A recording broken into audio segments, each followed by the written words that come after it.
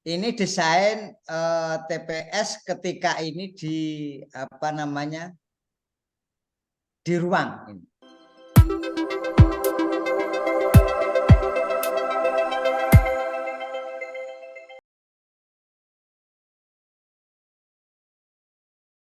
Ya, Assalamualaikum warahmatullahi wabarakatuh. Waalaikumsalam warahmatullahi wabarakatuh. Terima kasih atas kehadiran teman-teman semua, baik dari narasumber maupun peserta, khususnya peserta dari Bakorsi ya. Kita kali ini kerjasama antara Relagama yang sebenarnya sudah rutin mengadakan Zoom meeting yang sebelumnya kita ada seri di pada waktu sebelumnya masalah legasinya Pak Anies Baswedan. Dari mulai JIS, kemudian mulai penataan ini, transportasi, yang menghadirkan mantan direktur ya, seperti dari Jakpro, kemudian dari Ancol, Mas Ges Khalifah, kemudian pengamat perkotaan, Mas Jogo ya, Mas Jogo, macam-macam sih kita undang. Ada juga Pak Ramadan Pohan. Nah, kali ini kita menginjak ke yang kedua, seri kedua masalah Bakorsi ya, Badan Koordinasi. Nah, kebetulan kemarin kita lantik Bakorsi untuk Provinsi DIY dan 130 orang lengkap. Ya, ada salah satu divisinya divisi pelatihan, di samping divisi advokasi ya, divisi supporting system.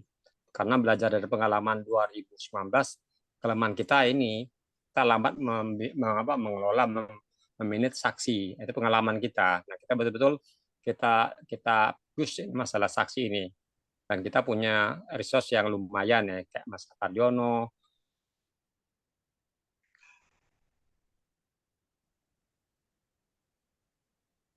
Hilang suaranya Pak Ilham.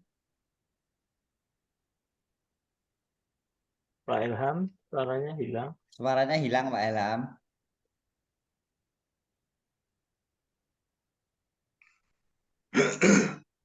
Ya.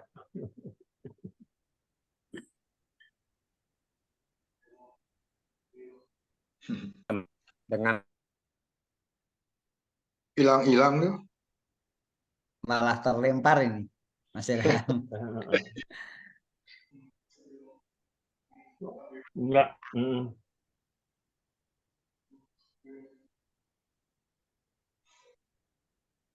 Masih mute Pak Ilham. wah, astagfirullahaladzim. Nah, sorry ya. Jadi kita berharap kerjasama Bakorsi dengan Relagama ini akan memberikan pemahaman khususnya kepada Bakorsi, anggota Bakorsi DIY, hak dan kewajiban ya. Saya berharap nanti ini kan online. Ke depan mungkin 4 atau 5 jadi 5 online, 1 offline gitu loh. Kita pertemuan, pelatihan itu loh, sehingga tahu hak dan kewajiban kita. Dan kita juga akan mengundang dari KPUD dan Bawaslu daerah gitu loh, sehingga kita tahu. Jadi kita jaga jarak dengan stakeholder dari pemerintah. Justru kita harus banyak berinteraksi, karena kita mungkin setengah tahun ke depan, setahun ke depan kita banyak berinteraksi gitu loh. Dan itu kita menyamakan chemistry ya. Tujuan kita bukan apa, bagaimana menempatkan pemilu yang legitimate itu loh. Karena kalau tidak legitimate, otomatis pemerintahan yang terpilih kurang, mau tanda petik kurang legitimate kurang itu loh. Seperti ini kan ada banyak kasus-kasus katanya ya, sehingga kepercayaan masyarakat terhadap penguasa agak berkurang gitu. Nah, kita berharap belajar pengalaman tersebut, bagaimana pemilu diadakan secara jujur, adil, dan legitimate, menghasilkan pemilu legitimate. Mungkin itu pengantar dari saya. Saya beri kesempatan pertama ke siapa? Pak Sapardiono dulu ya. 15-20 menit gitu. Silakan. Nanti berikutnya Pak Joko 15-20 menit juga, terus kita lanjutkan dengan Pak Joko diskusi dulu ya. aja. Oh, Pak Joko ya. Joko. Ya. Pak Joko, Pak Joko monggo. Oh, Jay. Karena Pak Joko ini relawan Mas, jadi dia ketua biasanya orang dalam misalnya. Monggo. Waktu saya berikan. Oke. Terima kasih Mas. Assalamualaikum warahmatullahi wabarakatuh. Waalaikumsalam warahmatullahi wabarakatuh. Matur nuwun kesempatan yang diberikan. Jadi diskusi ini di beberapa simpul memang banyak diskusi ya, tapi terkait dengan saksi baru sekali ini. Makanya tadi saya mencoba menyiapkan beberapa materi sederhana gitu. Tadi saya kirim ke Mas Sultan tadi. Sudah ya, ini monggo Pak. Silakan Pak. Sudah ada. J. Ya. Oke. Semoga ini Silakan, Pak. kelihatan ini. Jadi apa Kelihatan, namanya? Pak, jelas. Saya coba dari ini. Ini desain TPS ketika ini di apa namanya? Di ruang ini. Di ruang ini ada ketentuan gitu ya, bahwa harus disiapkan ruang bagi warga. Sementara selama ini kan batas TPS di gedung itu ya tembok gedung atau tembok rumah itu.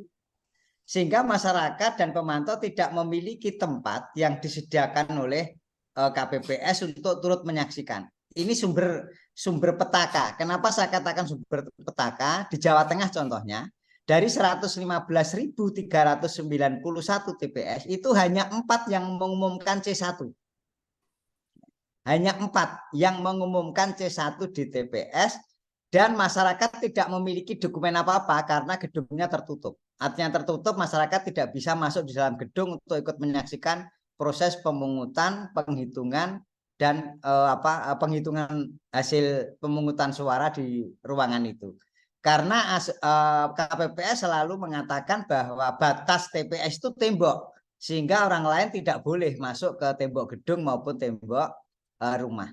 Makanya ini saya kira kalau yang memiliki otoritas di Jakarta, saya kira yang dekat dengan teman-teman di Jakarta, saya kira bisa disampaikan supaya ini tidak terjadi. Kalau ini terjadi, maka harapan kita untuk bisa menyaksikan seluruh proses pemungutan penghitungan suara yang jujur, adil, itu harapannya sangat tipis selagi TPS di dalam gedung. Kemudian yang kedua, kalau di luar gedung, ini tadi di luar gedung itu di luar ruangan, di ruang terbuka mas saya yang tadi. Kalau ini yang di dalam gedung, nah mestinya batas gedung ini, batas gedung yang dikelilingi ini, itu ada ruang terbuka di dalam gedung. Oleh karena itu di ketentuan KPU selalu disebutkan berapa ukuran minimal. Ukuran minimal untuk membuat TPS sesuai dengan kapasitas orang yang bisa masuk di situ. Oleh karena itu ketika proses pemungutan suara yang menyaksikan hanya yang duduk di dalam, masyarakat umum tidak bisa, apalagi setelah proses pemungutan suara. Itulah kenapa masyarakat cenderung langsung pulang. Di situ teman-teman relawan juga tidak ada, saksi satu di luar, satu di dalam, ya tidak bisa berkomunikasi karena di luar tembok tadi. Sedangkan kalau di luar ruangan bisa. Nah, Bapak Ibu sekalian, ini yang kedua yang harus diperhatikan oleh saksi. Jadi ya tadi yang pertama itu undangan, kedua tempat dan desain, kemudian rapat pemungutan dan penghitungan suara. Bapak Ibu sekalian, rapat pemungutan dan penghitungan suara ini penting. Itu penting supaya apa? Supaya saksi bisa mengetahui prosesnya. Selama ini saksi itu sekali datang, ya nanti hasilnya nunggu setelah terakhir dihitung, kemudian tanda tangani. Itu yang pertama. Yang kedua, partai pengusung selalu mengirim saksi, baik untuk partai politik, kemudian juga untuk pilpresnya, karena dua kelembagaan yang berbeda. Celakanya gitu, dua saksi ini terlalu terjadi tumpang tindih di dalam TPS. Saya menyimpan beberapa video itu yang tumpang tindih itu, saksi pilpresnya tidak paham bahwa dia harus menyaksikan bagaimana rapat pemungutan penghitungan suara untuk pilpresnya. Begitu juga saat penulisan di dokumen itu, saksi pilpres itu sibuk ngurusi saksi pemilu legislatif, begitu juga sebaliknya.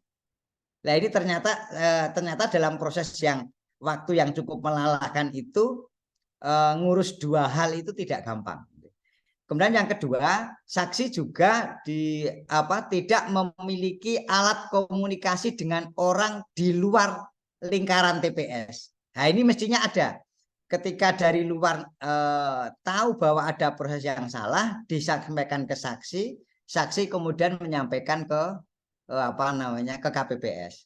yang terjadi 99% saksi menandatangani tulisan nihil, artinya tidak ada masalah. Tetapi begitu ditanya mana bukti-buktinya, mayoritas saksi tidak bisa memiliki bukti karena hanya tanda tangan dokumen yang telah ditulis. Oleh karena itu Bapak sekalian, beberapa ketentuan saksi ini singkat saja. Yang pertama, ya setiap saksi hanya dapat menjadi saksi untuk satu peserta pemilu. Jadi nanti katakanlah misalnya Pak Anies ini partai pengusungnya ada 3.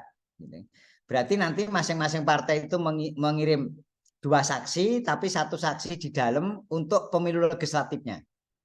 Kemudian tim pemenangan Pak Anies sendiri dalam proses dalam lembaga pemilu presiden wakil presiden dia juga ngirim sendiri. Jangan dirangkap-rangkap seperti 2019. Itu karena dirangkap-rangkap, jangankan ngawasi 2 atau 3, 1 saja tidak selesai mereka ngawasi. Nah ini yang harus diketahui. Kemudian ada saksi di tingkat TPS dan tingkat kecamatan. Ini juga harus kita ketahui masing-masing 2, yang 1 di dalam. Oleh karena itu Bapak sekalian, saksi ini tidak boleh sendiri. Harus ada waktu di mana dia bergantian atau bisa saling mengingatkan. 1 di luar batas tadi. Jadi kalau di gedung itu harus ada tempat saksi yang di luar TPS, artinya hanya boleh dibatasi oleh sesuatu yang tidak menghalangi pandangan saksi kedua. Nah ini yang harus diperjelas di KPPS ini supaya nanti ini mayoritas. Kemarin saya dengan teman-teman itu pada waktu pemilu 2019 berniat, sekali lagi berniat mempidanakan karena pidana tidak mengumumkan C1 itu, dan saksi-saksi kita tanya tidak bisa melihat prosesnya. Itu jumlahnya di Jawa Tengah 1.600.000 orang. Kalau kita pidanakan 1.600.000 orang, itu kan kasihan juga mereka. Sementara mereka tidak tahu prosesnya. Kemudian yang ketiga, jumlah saksi di kabupaten. Ini juga perlu diperhatikan. Memang cukup besar saksi ini. Berikutnya, saksi yang hadir dilarang mengenakan atau membawa atribut. Kemudian harus membawa surat mandat. Ini yang juga sering jadi persoalan. Karena rata-rata di daerah tidak ada yang mengkoordinir. Saya kira nanti Bakorsi bisa mengkoordinir lah persoalan administrasi ini karena penting. Bapak sekalian, ada ketentuan jika memang tidak ada saksi, KPPS tetap wajib hukumnya menyampaikan hasil pemungutan suara kepada peserta pemilu. Gitu. Jadi kalau di situ tidak ada saksi, KPPS punya kewajiban tetap harus menyampaikan hasilnya kepada peserta pemilu. Kalau di Pilpres berarti kepada tim pemenangan di tingkat daerah. Itu harus diberikan. Jadi itu diatur sebentar. Diatur di PKPU itu. Jadi di PKPU itu sudah diatur. Semoga nanti tidak ada perubahan karena dari pemilu ke pemilu tidak ada perubahan. Kemudian yang kedua, KPPS ini beberapa persoalannya. Saksi di TPS tidak menerima salinan DPT dan DPTB. Ini juga persoalan. Jika tidak ada saksi, KPPS tidak menyerahkan kepada peserta pemilu. Padahal wajib hukumnya dia menyampaikan kepada peserta pemilu. Nah, ini di ketentuan pasal 60 itu di Undang-Undang Nomor 7 2017 tetap menyerahkan daftar pemilih itu. Yang kedua, KPPS tidak mengumumkan hasil pemungutan dan penghitungan suara C1 di TPS selama 7 hari. Itu ada ketentuannya di Undang-Undang Nomor 7 maupun di Peraturan KPU Nomor 3 2019. Nanti mungkin sudah ada perubahan di peraturannya itu. Tapi KPPS wajib hukumnya untuk mengumumkan C1. Sehingga Bapak Ibu sekalian, seluruh saksi yang di dalam bisa menyaksikan penuh, saksi yang di luar garis batas TPN bisa mengambil prosesnya, baik video maupun gambar itu, karena tidak ada larangan itu, yang saya kira perlu ditekankan dan dikomunikasikan. Saya berkali-kali, saya 2019 itu mengingatkan teman-teman KPU, sampai saya kirim surat resmi kepada KPU. Kalau sampai tidak ada surat edaran dari KPU terkait dengan ketentuan pasal 390 dan PKPU nomor 3 itu pasal 61, saya akan pidanakan. Setelah saya hitung itu 1.600.000, nggak jadi karena mempidanakan begitu banyak orang karena tidak mengumumkan di TPS. Bapak sekalian, 3 persoalan itu saya kira yang menjadi sumber dari berbagai ketidaktahuan kita seluruh proses pemungutan penghitungan suara. Seperti 3, misalnya masyarakat pemantau tidak diberikan tempat di area TPS. Ini wajib, ketentuannya itu wajib. Jadi KPPS harus memberikan tempat. Apalagi seluruh KPPS sudah disiapkan anggarannya atau biaya untuk pembuatan TPS, termasuk menyiapkan tempat bagi masyarakat dan pemantau pemilu.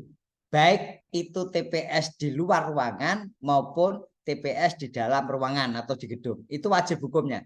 Saya kira ini yang nanti perlu ditekankan ke masing-masing daerah. Lalu bagaimana kalau sudah terjadi TPS tidak menyiapkan, maka saksi kedua dan masyarakat harus diperbolehkan. Gitu. Jadi kalau memang tempatnya tidak cukup, ya KPPS harus diberi pengertian gitu. Supaya kalau itu tidak diberi tempat, jangan mau dimulai rapat pemungutan suara. Supaya persoalan tidak diselesaikan di tengah atau di belakang, tapi di depan. Saya kira 3 persoalan kunci itu di proses pemungutan. Bapak Ibu sekalian, terakhir sebagai penutup, seluruh proses yang perlu kita awasi oleh saksi yang penting itu dari TPS sampai ke PPK. Ini pengalaman 2019. Saya punya catatan banyak itu karena saya mengerahkan ada 300 teman-teman ke lapangan untuk melihat proses itu. Karena rekapitulasi C1 itu dilakukan di PPK, biasanya teman-teman PPK dan Panwascam itu melakukan rekapitulasi terlebih dahulu dari C1 yang diterima. Nah, kemudian ketika saksi dengan terbatas, apalagi nanti kalau dilakukan oleh paralel, maka sekali lagi pembantu saksi itu menjadi sangat penting. Pembantu saksi menjadi sangat penting. Jangan dibiarkan saksi sendiri. Saksi di PPK hanya 2 orang itu tidak cukup. Ini yang nanti harus kita tekankan ke peserta pemilu, baik partai politik pengusung maupun tim pemenangan Pak Anies gitu. Tidak cukup, apalagi di KPPS diberikan waktu 2 hari, setelah itu langsung di kecamatan. Kenapa tidak cukup? Bapak Ibu sekalian, satu kecamatan itu ratusan TPS.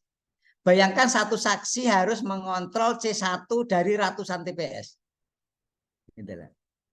Ini yang tidak memungkinkan gitu, sehingga seluruh saksi harus ada pembantunya. Tapi nanti monggo formulanya seperti apa, teman-teman di Pakorsi mungkin bisa lebih tahu bahwa setiap saksi harus memiliki harus ada teman yang membantu sampai ke tingkat PPK. Kalau PPK itu selamat, PPK aman, insya Allah ke atasnya aman.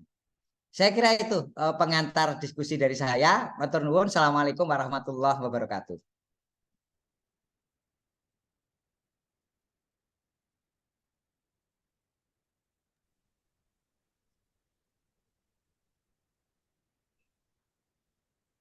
Monggo Mas Ilham.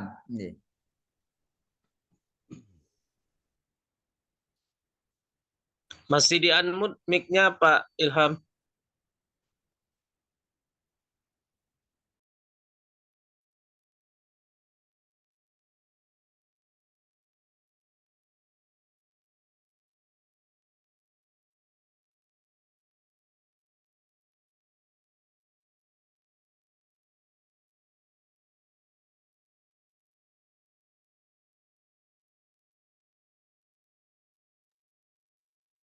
Suaranya tidak ada Pak Ilham.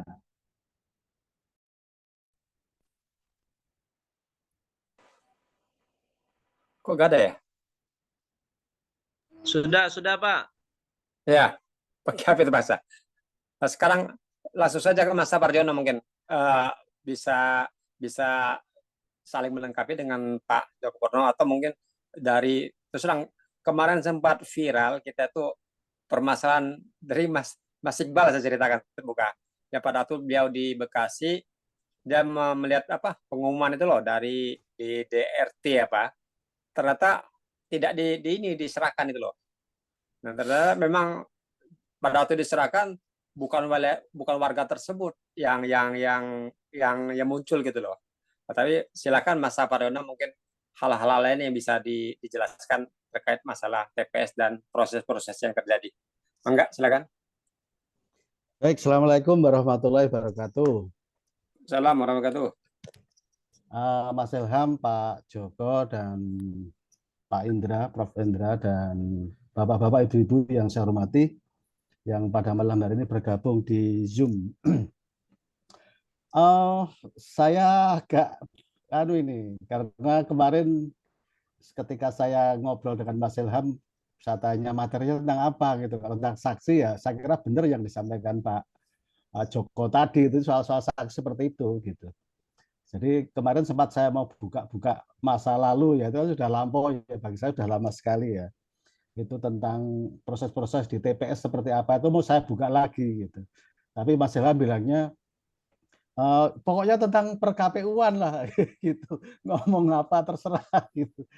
Nah, karena itu saya nggak menyiapkan yang detail gitu. Nah, ini saya punya materi ya, materi yang baru 4 hari yang lalu saya sampaikan di Bawaslu gitu ya. Bawaslu Kabupaten itu undang saya untuk memberikan masukan-masukan terkait dengan potensi-potensi pelanggaran kampanye, kira-kira seperti itu. Nah, tentu materi yang akan saya sampaikan ini karena kemarin saya sampaikan di Bawaslu ya perspektifnya perspektif Bawaslu gitu, bukan perspektif KPU gitu. Perspektif Bawaslu itu ya kira-kira di mana sih akan terjadi pelanggaran-pelanggaran yang memungkinkan terjadinya penegakan hukum ataupun terkait dengan upaya preventif bagaimana supaya pelanggaran itu tidak tercapai. Saya kira itu yang mau saya sampaikan, jadi nggak masalah. Saya kira sekalipun ini perspektif Bawaslu, saya kira sebagai satu aturan bisa saja kita lihat sebagai satu yang bersifat netral. Nanti monggo nanti perspektif relawan, saya kira bisa relawan ataupun partai peserta pemilu itu kan beda ya perspektifnya. Kalau Bawaslu kan bagaimana supaya tidak terjadi pelanggaran atau bagaimana menangani suatu pelanggaran gitu. Maka kalau peserta pemilu biasanya bagaimana caranya kita bisa mensiasati keadaan sehingga kita tidak melanggar hukum. Kira-kira seperti itu. Jadi monggo nanti bisa diambil mana yang diambil hikmahnya yang seperti apa. Baik, saya akan mulai dari share screen ya.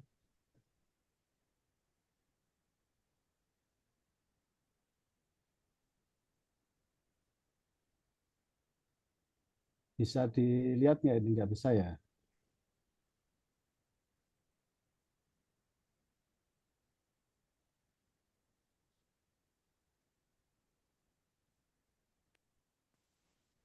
Karena jadi co-host. Oh ya, berarti Ya. sebentar. Ini tadi sudah saya siapkan tapi nggak bisa.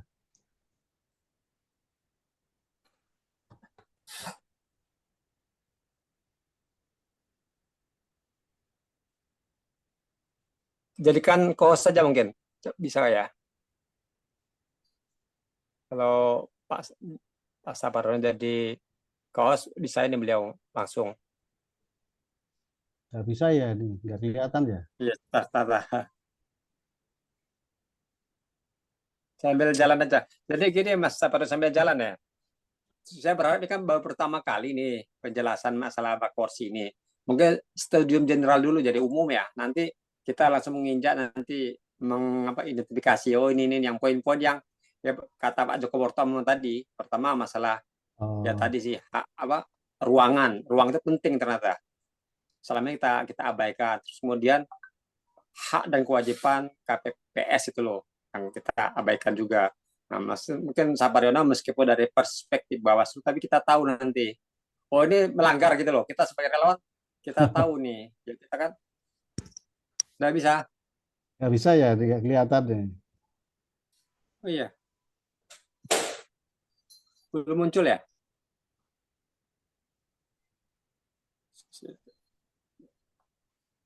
JJ kan.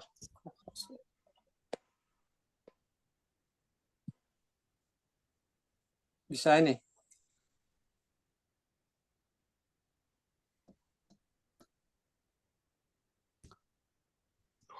Atau ini, Mas Saparno sementara bisa nggak dikirim ke saya ini melalui WA, nanti saya, ini kan banyak mayoritas Bakorsi, kita udah punya WA sendiri, biar mereka sambil Iya. melihat dari laptop mereka atau dari HP mereka mungkin. Untuk sementara admin mempersiapkan ini loh. Ini HP saya juga kebetulan kok error ya HP saya ya.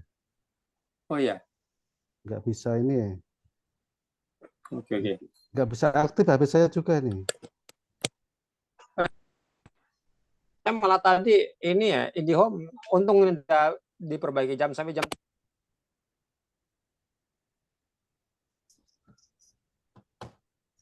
Bentar ya.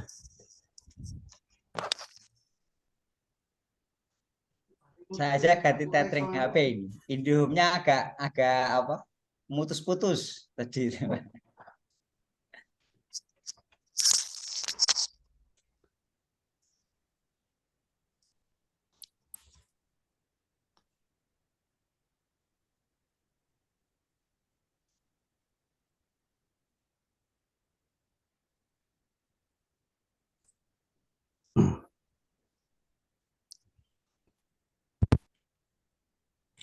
Mic-nya Pak Ilham nggak kedengaran. Saya. Kedengaran nggak? Tahu. Sekarang sudah Kedengaran Pak. ya? Oh iya ya. Oh iya tuh. Nah maksudnya gini nanti, kita ini kan baru studi general, baru pertama kali kita mengidentifikasi Oh, tak, certification. kemungkinan sisi mana bakal terjadi kecurangan ya, atau kita sebagai relawan tadi meskipun perspektifnya Bawaslu mana kita yang tidak boleh kita lakukan gitu, berpotensi kecurangan kan, kita tidak mau kita berbuat curang gitu loh. Nah nanti dibantu oleh Pak Sapardiono dengan Pak Joko Purnomo, kita terus nanti kelanjutannya bila perlu nanti dikasih rekomendasi nih, ini yang mungkin dari komisioner KPUD atau Bawaslu yang bisa menjelaskan. Tidak bisa, belum. Jadi kita berharap itu nanti selama 7 minggu ke depan gitu loh. Dan mungkin bisa saya katakan 51 ya, 5 kali kita online, sekali kita offline. Enggak. Kenapa Aku harusnya 51? Karena keamanannya terus terang kita kan namanya relawan ya. Kalau secara offline dengan keterbatasan yang ada yo, kita terbatas sekali sih masalah-masalah logistik dan lain-lain, sehingga kita untuk sementara ini kita online gitu loh. Kita kalau udah ini kita nanti offline gitu loh. Kita nanti dilatih, dibuat simulasi bila perlu nanti. Simulasi seperti tadi di oleh Pak Joko Purnomo kan ada tempat pencoblosan, mana pos saksi. Nah, kita amatin itu loh, kita simulasi. Dan itu jadi rencana kita ke depan ya. Semoga saja ini Bakorsi DY ya, semoga saja dari Bakorsi nasional bisa mengadopsi rencana kita ini gitu. Jika ini jadi program nasional gitu loh. Gimana? Udah bisa? Masih salah. Itu langsung saja sementara kita ini, tadi kan ada penjelasan Pak Joko Purnomo, 1-2 pertanyaan mau ditanyakan. Pertama berkaitan tadi dengan teknis di lapangan ya, masalah ternyata posisi pun sangat mempengaruhi, mempunyai potensi untuk terjadi bukan kecurangan ya, mungkin ya tidak sesuai dengan harapan kita gitu. Silakan mungkin ada yang ditanyakan atau terkait dengan tadi hak kita sebelaku tim pemenangan ya, dimana kita harus berhak mendapatkan ini ya, hasil rekapitulasi dari TPS. Silakan kalau mau ditanya bisa raise hand atau di inbox.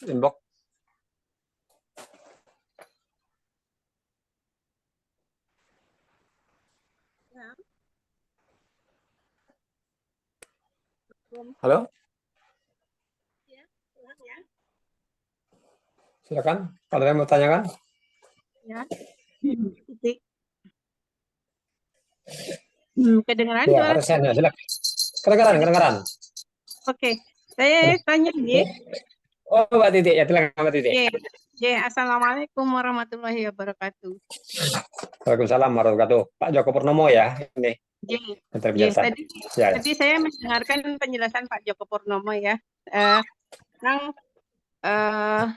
kondisi ruangan yang tidak disediakan untuk para saksi atau masyarakat secara umum ya. Memang selama ini kalau coblosan itu memang saya perhatikan memang tidak ada kursi khusus untuk para peserta atau pemilih atau warga yang bisa ikut menjadi saksi gitu ya Pak Joko Purnomo. Nah, itu kalau masalah itu nanti diusulkan itu prosedurnya kemana itu Pak Joko Purnomo? Dan saya merasa kalau selama ini kalau ada coblosan itu memang suasananya tuh suasana orang datang langsung nyoblos terus pulang gitu ya. Memang apakah itu disengaja atau memang itu strategi untuk terjadinya kecurangan atau bagaimana Pak Joko Purnomo? Gitu aja mungkin. Wassalamualaikum warahmatullahi wabarakatuh. Waalaikumsalam warahmatullahi wabarakatuh. Moga silakan Pak Joko Purnomo, kemudian ada juga dari berikutnya Iya. pertanyaan. Ya silakan aja langsung aja. Langsung ya, J. Yang pertama Iya. mungkin di PKPU yang kan belum berubah ini PKPU-nya ya. Itu di pasal 16, 17, 18, 19, 20. Itu sudah dijelaskan di sana. Salah satunya itu harus diberikan tanda batas dengan menggunakan tali, tambang atau bahan lainnya. Jadi batas TPS dengan masyarakat yang ikut menyaksikan dan pemantau itu bukan tembok, bukan gedung.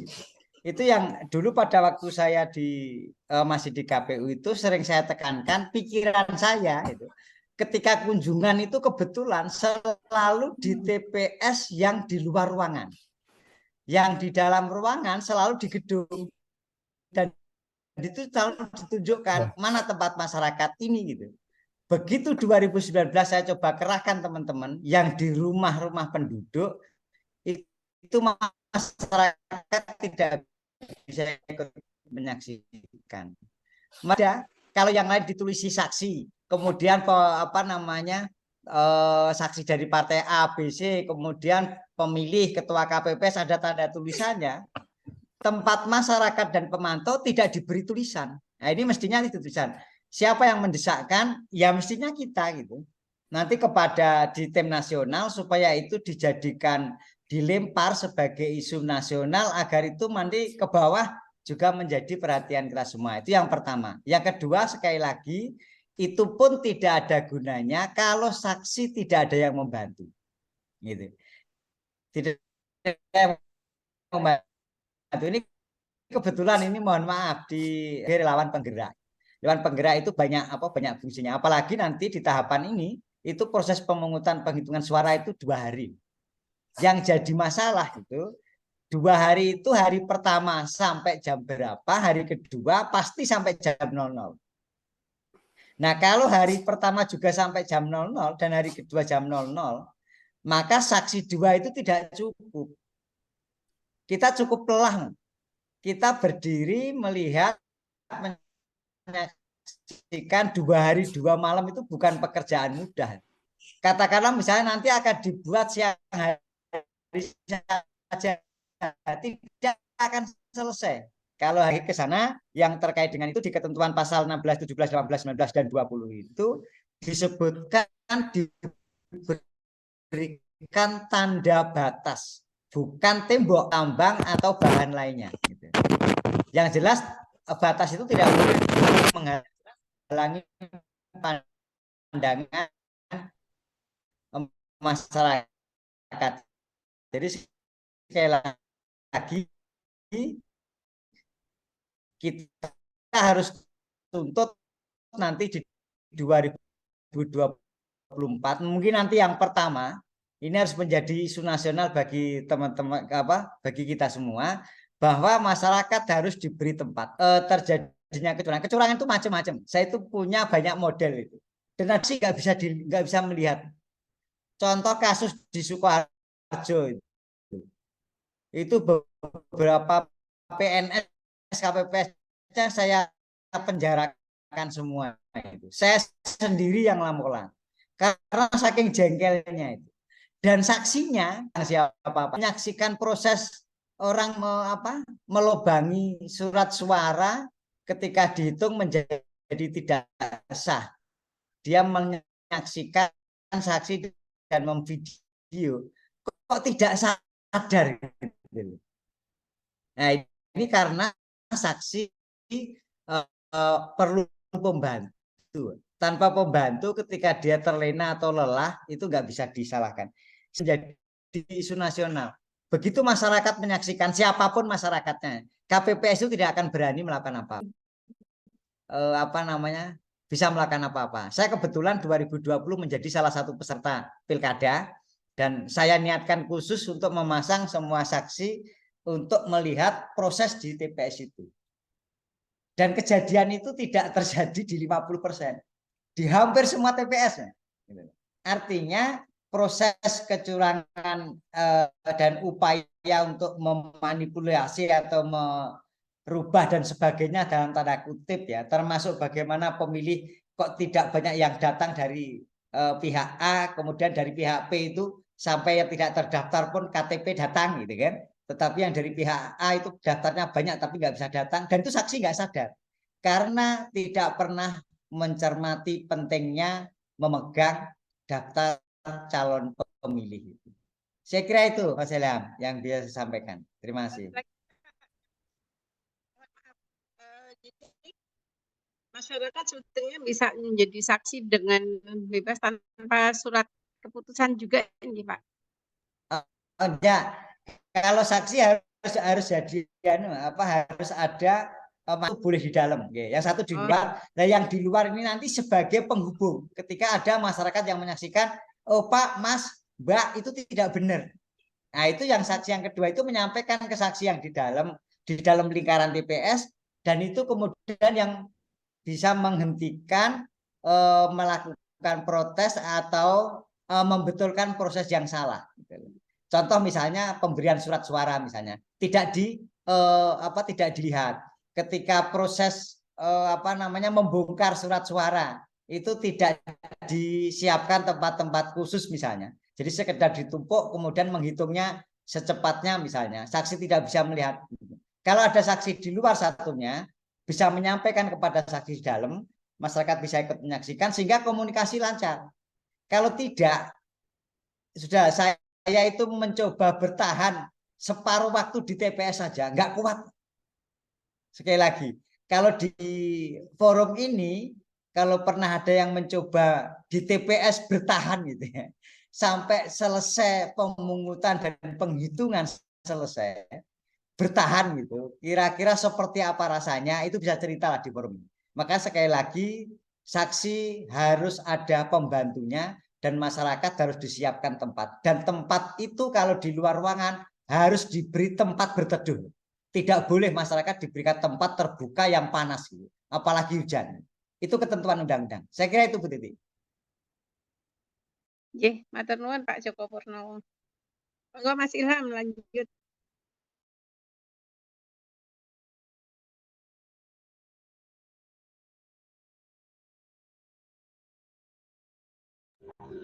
Suara Pak Ilham nggak kedengaran.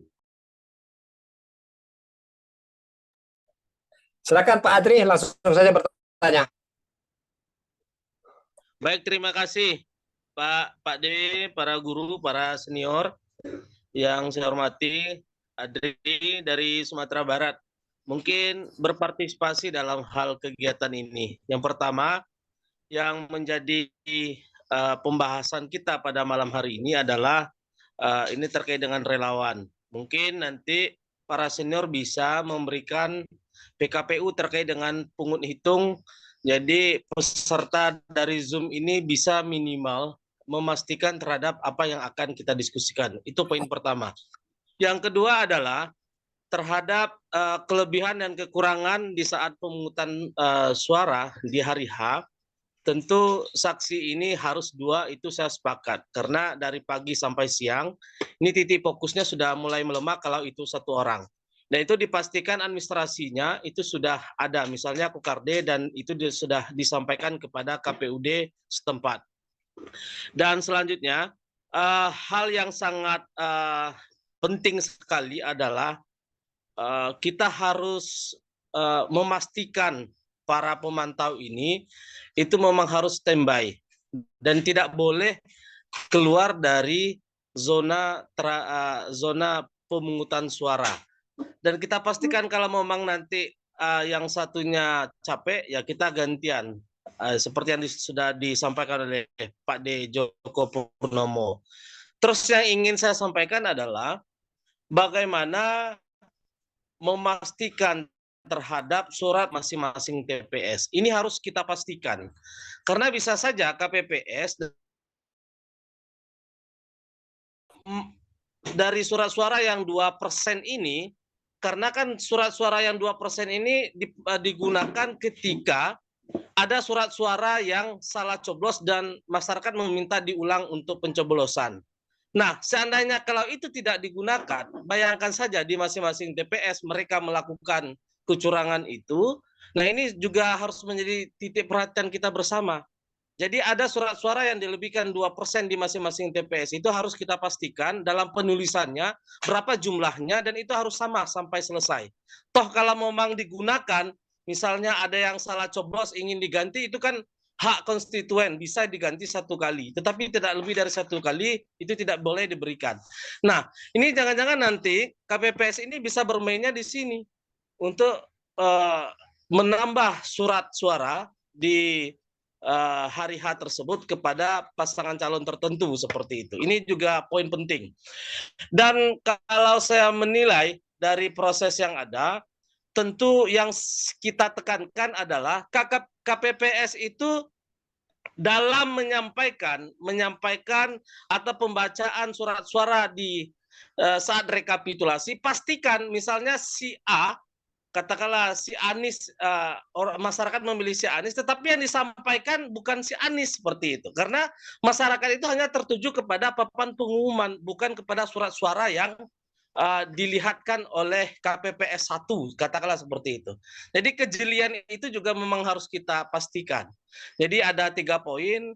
Yang pertama terhadap pelaksanaan di hari H, pastikan kita yang sudah 17 tahun, katakanlah bisa di hari H itu 17 tahun, kita sudah bisa menggunakan hak pilih walaupun di saat sekarang belum memiliki KTP elektronik, atau nanti pastikan C4 atau surat undangan memilih kepada keluarga kita masing-masing terlebih dahulu. Pastikan kita ini terdaftar di TPS tertentu.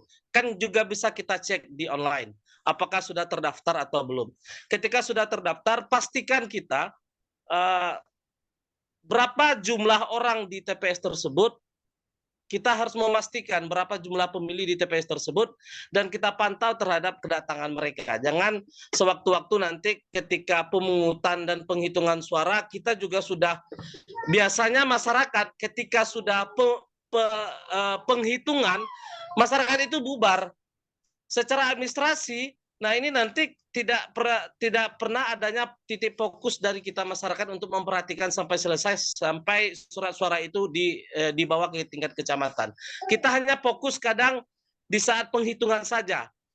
Kalau bisa kita dalam hal administrasinya, kita memastikan terhadap berapa perolehan suara dari masing-masing pasangan calon tersebut, kita harus memiliki database itu. Mungkin itu sebagai sebagai bahan diskusi kita pada malam hari ini. Yang jelas kalau saya lebih menyoroti kepada surat suara yang memang dilebihkan 2%, ini nanti jangan salah digunakan.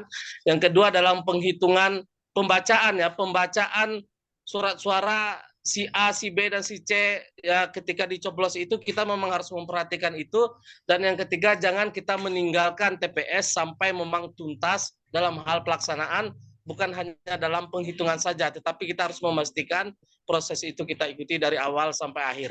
Yakinlah ketika kita hadir dari awal sampai akhir, KPPS juga cemas dia untuk melakukan hal-hal yang tidak diinginkan. Saya rasa itu sebagai tambahan mungkin untuk kita bersama. Sekian, terima kasih. Nah, mungkin Mas Sapardiono udah, Pak Prof Indra, udah saya kirim itu PPT-nya Pak Sapardiono, mungkin bisa dibuka, dikirimkan di grup WA Akademi. Apakah Pak Sapardiono sudah bisa ini presentasi? Pak Sabarjono. Halo? Belum ini. Halo, ya Mas Ilham. Saya bisa? Monggo, silakan. Bisa Tolong dibuka PPT-nya, ini admin. Tadi sudah saya kirim di grup WA. atau coba saya Ya, share screen ya. share screen. Saya ini. Tapi seluruh peserta yang Bakorsi sudah saya kirim. Bisa dibuka di masing-masing di WA-nya. Di grup Bakorsi sudah saya kirim ininya apa PPT-nya. Sambil bisa ini kok. Oh, sudah bisa? Sudah bisa, Mas Sabarjono? Bisa ya, bisa dilihat ya. Ya, alhamdulillah ya. Ya, Enggak. baik. Ini Ya, nggak bisa. nyambung ya. Ini nggak nyambung tadi saya sampaikan nggak nyambung dengan yang apa yang Ya. kita bahas barusan ya. Ini Ya, nggak apa-apa. melompat jauh ya. Jadi kita ini dulu, Mas. Statement general dulu lah. Nanti ya kita nggak tahu bisa nanti ini kita. brainstorming ya. Iya, nggak apa-apa. Ya baik. Ini kemarin saya diminta Bawaslu untuk bicara tentang iklan kampanye di medsos, media cetak, media daring, lembaga penyiaran dan potensi pelanggarannya itu seperti apa gitu. Nah ini sebetulnya judul yang diberikan saya itu tidak tepat ya karena di medsos itu bukan iklan kampanye, tetapi sebetulnya itu salah satu metode kampanye. Jadi salah satu metode kampanye itu macam-macam, salah satunya di medsos dan iklan di media cetak, iklan di lembaga penyiaran, media daring dan seterusnya. Itu yang menjadi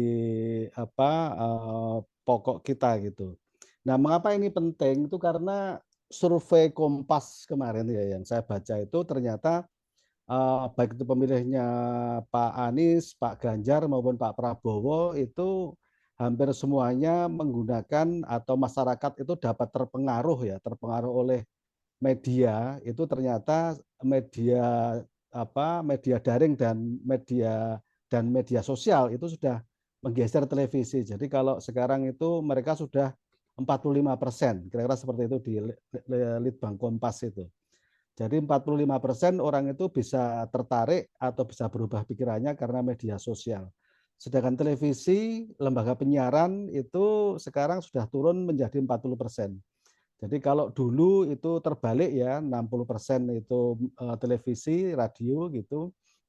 Media sosial masih kecil 30%, tapi sekarang sudah mulai menggeser. Jadi media sosial dan media daring itu sudah 45% mempengaruhi persepsi masyarakat dan televisi tinggal 40%, kira-kira seperti itu. Nah, oleh karenanya ke depan itu kampanye-kampanye pelanggaran dan seterusnya itu banyak dilakukan di televisi, lembaga penyiaran maupun di media sosial. Nah, ini saya ambil dari definisi kampanye. Ini definisi kampanye saya ambil dari Undang-Undang Nomor 7 tahun 2017 maupun dari peraturan KPU, peraturan Bawaslu mengutip persis yang disampaikan oleh Undang-Undang Nomor 7.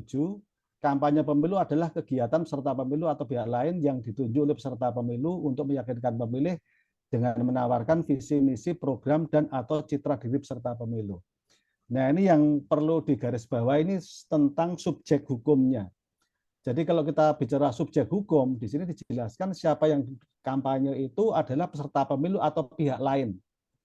Gitu. Nah, oleh karenanya sekarang ketika sekarang itu bertebaran gambar-gambar calon presiden maupun calon DPD, partai politik dan seterusnya itu bertebaran, Bawaslu belum bisa mengatakan bahwa itu kampanye, itu sebagai suatu bagian kampanye karena mereka belum ditetapkan sebagai peserta pemilu. Seperti itu. Jadi subjek hukumnya di sini peserta pemilu dan pihak lain yang ditunjuk gitu. Nah, sesungguhnya definisi ini mengandung suatu menurut saya ini kelemahan mendasar. Kelemahan mendasar itu karena yang disebut dengan kampanye itu hanya dua pihak itu, peserta pemilu dan pihak lain yang ditunjuk gitu. Itu subjek hukumnya. Sedangkan yang lain, misalnya ada masyarakat, warga, atau relawan bahkan seperti itu bukan subjek kampanye. Nah, oleh karenanya sebetulnya, ini kalau dalam perspektif relawan misalnya ya, bisa saja relawan melakukan kegiatan yang sesungguhnya mirip dengan kampanye, tetapi dia tidak bisa disebut sebagai kampanye. Nah ini sangat penting, saya kira ini kelemahan hukum ya, kelemahan dari norma ini bisa dimanfaatkan oleh peserta pemilu maupun relawan ya yang tidak ditunjuk sebagai peserta pemilu. Seperti itu. Nah, metode kampanye sebenarnya macam-macam, ini saya kira sama dengan definisi-definisi sebelumnya. Yang membedakan adalah media sosial, yang E dan F ya.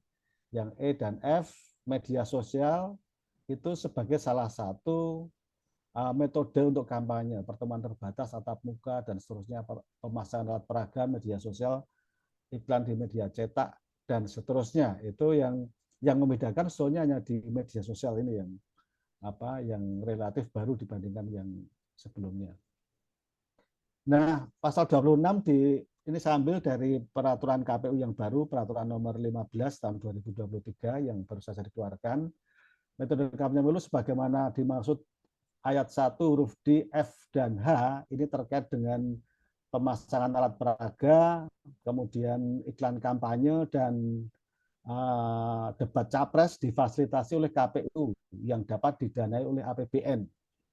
Namun demikian, peserta pemilu juga dapat melakukan metode tersebut ya untuk huruf D, pemasangan alat peraga, dan F jika memang selain yang difasilitasi oleh KPU, artinya peserta pemilu menambah alat peraga kampanye maupun iklan kampanye di lembaga penyiaran apabila masih kurang dari ketentuan maksimal yang ditetapkan.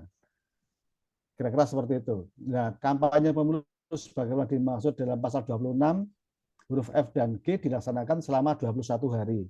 Jadi untuk rapat umum, rapat umum dan debat capres itu ya dilaksanakan hanya 21 hari sebelum hari tenang.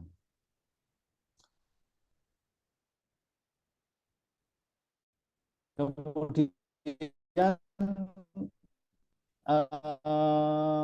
kampanye pemilu sebagai dimaksud pasal 26 calon tetap, kalau presiden 15 hari setelah ditetapkan pasangan calon, itu nanti jatuhnya 28 November. Nanti di bagian akhir itu disampaikan oleh KPU bahwa kampanye dimulai pada tanggal 28 November. Peserta pemilu dapat melakukan kampanye melalui media sosial sebagaimana dimaksud pasal 26 ayat 1 huruf E.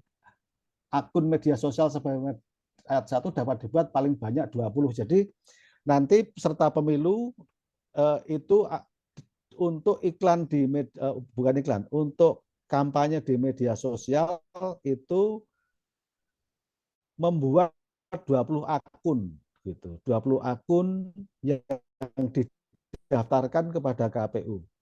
Materi pada media sosial sebagaimana dimaksud ayat 1 paling sedikit memuat visi misi program dan atau citra diri. Saya lanjutkan. Pelaksana kampanye harus didaftarkan akun resmi media sosial kepada KPU. Pendaftaran akun media sosial dilakukan paling lambat 3 hari sebelum masa kampanye pemilu. Seperti itu, jadi saya kira untuk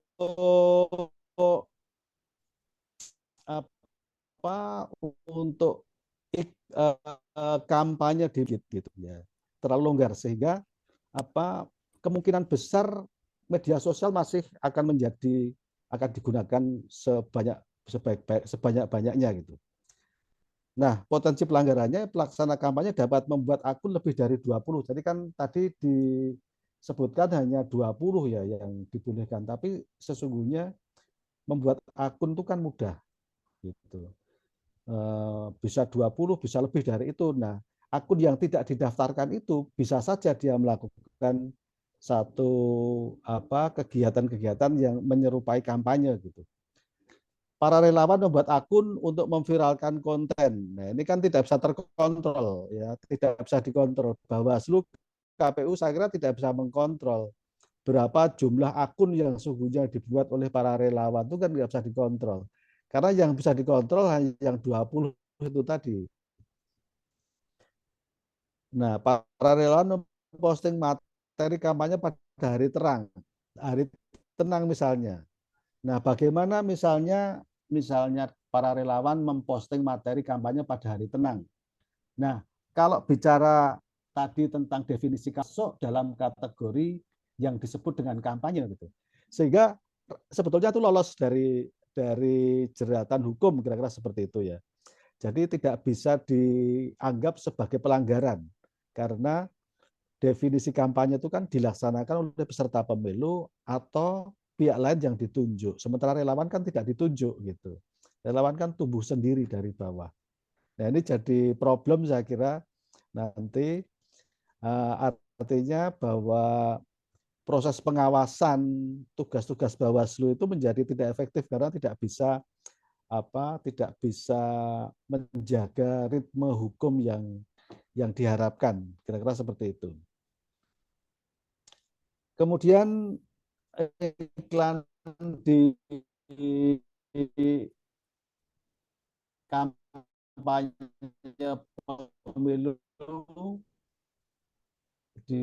maksudnya ini saya kira kalau di media penyiaran karena aturannya sudah jelas ya, kalau di media penyiaran ada undang-undang penyiaran yang mengatur tentang itu, ada pengawasnya namanya Komisi Penyiaran, sehingga relatif sebetulnya pelanggaran-pelanggaran di media penyiaran itu tidak banyak terjadi gitu.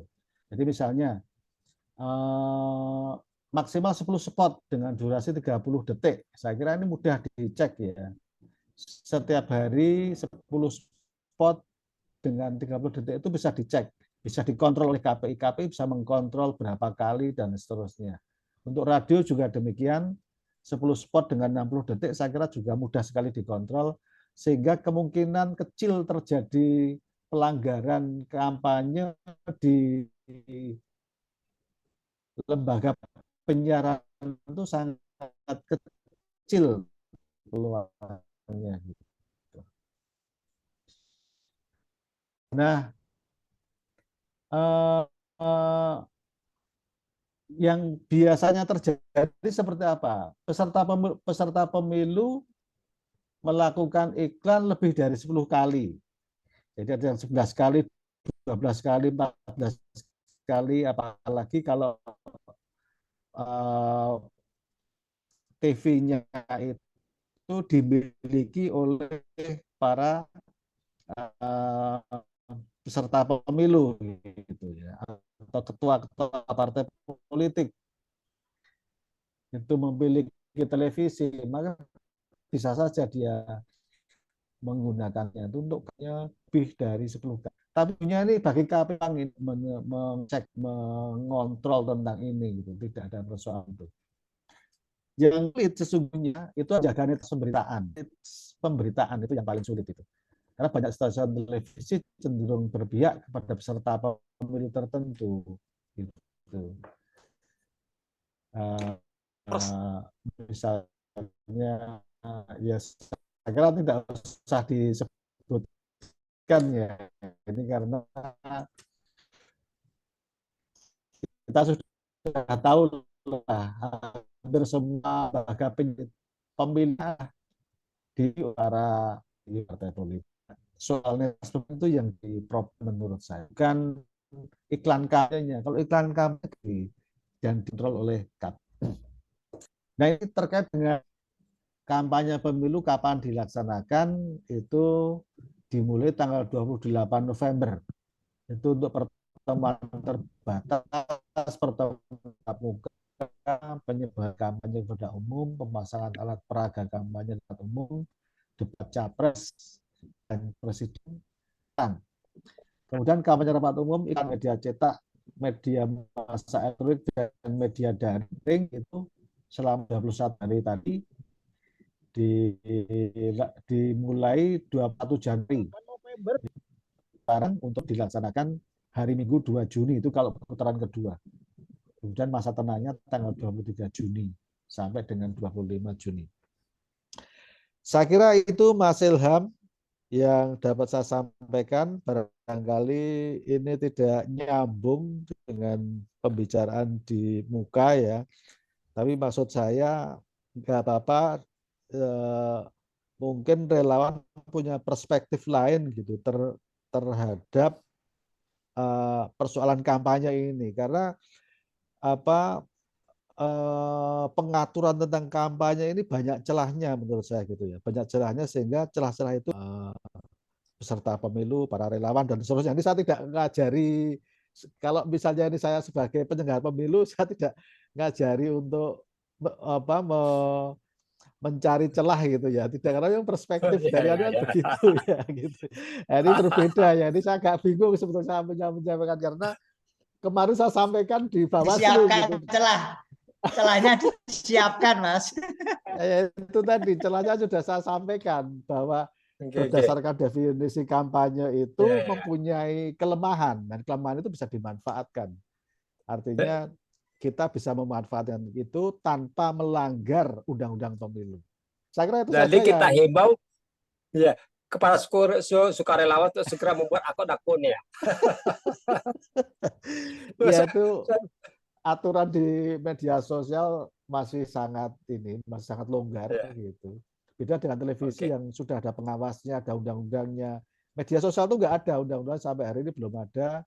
Pengawasnya juga tidak ada, sehingga sulit bagi KPU maupun Bawaslu saya kira untuk untuk menertibkan hal-hal yang barangkali sebetulnya dianggap bersalah itu, tapi tidak bisa dikenai hukum. Kira-kira seperti itu. Oke. Itu saja, terima kasih. Waktu saya kembalikan. Oke, terima kasih Mas Sapardana. Monggo, silakan yang mau bertanya, menarik sekali ini. Ya, langsung saja ya. Ada Mas Gerard itu, Bang Gerard. Langsung saja silakan. Saya buka 3 dulu ya. Ditujukan ke siapa atau prioritas ke Pak Sapardana. Silakan, Pak Gerard. Tadi ada Pak Gerard ya, mana? Ayo silakan, siapa yang mau bertanya lagi? Prof. Indra ya?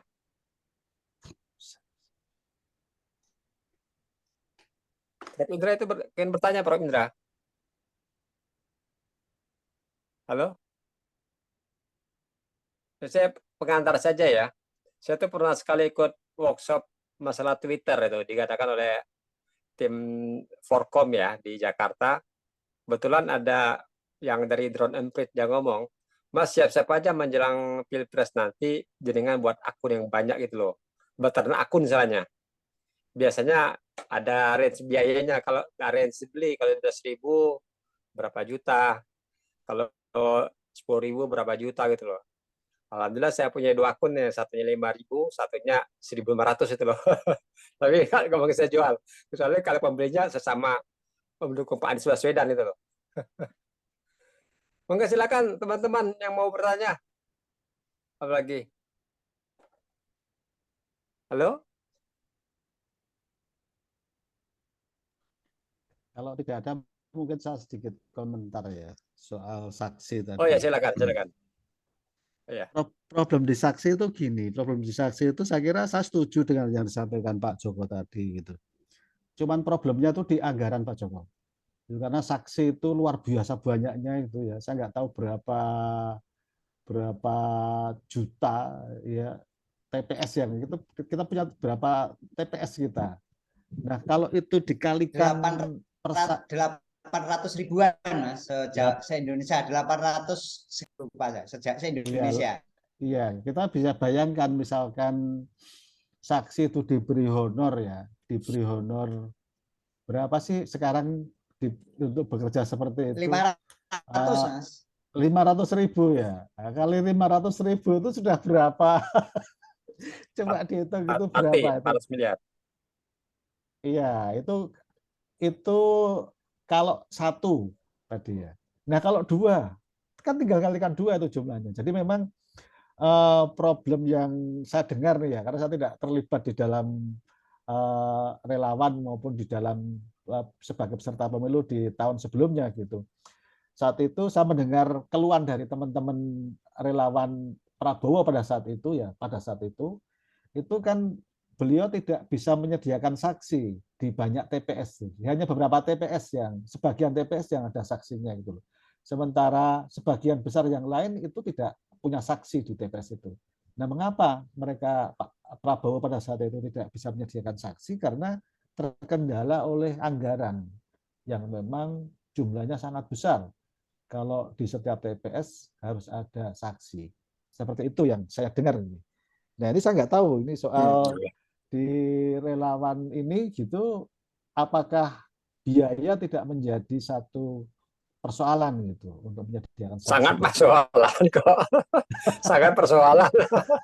Terutama dari Pak Anies ya.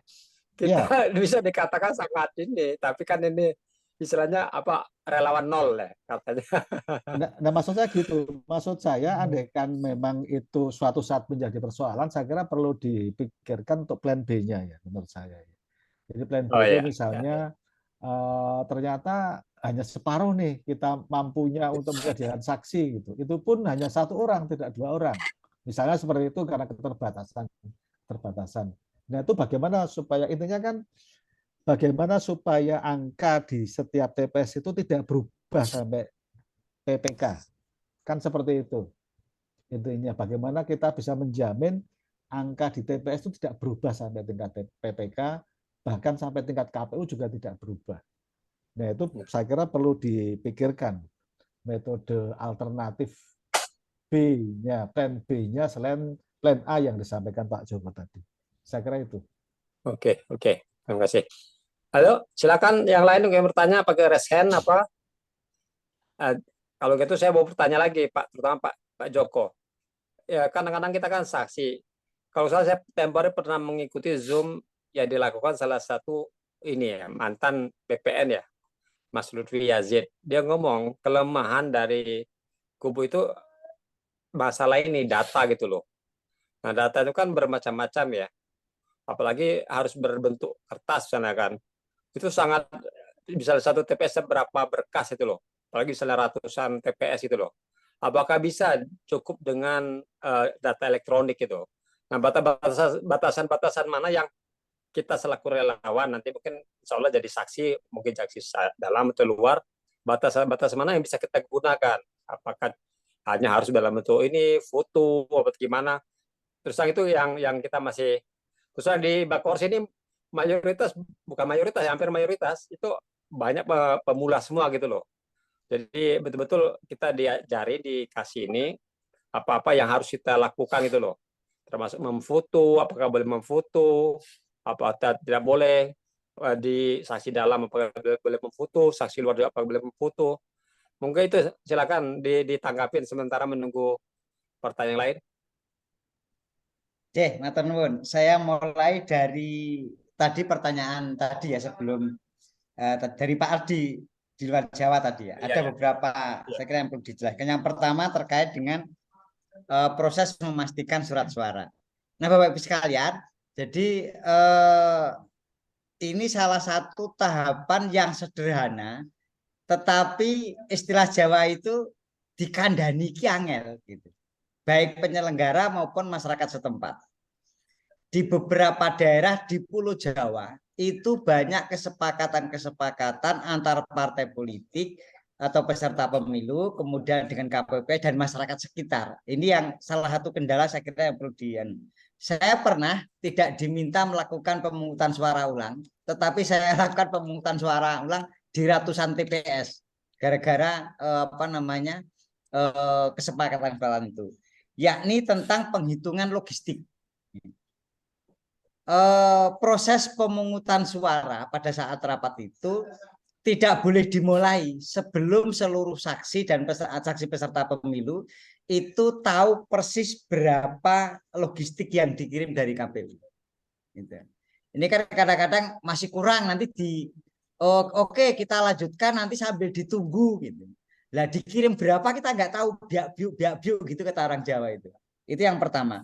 Kemudian harus dipastikan sisa surat suara ketika mau menghitung sebelum kotak dibongkar, seluruh sisa surat suara harus dirusak.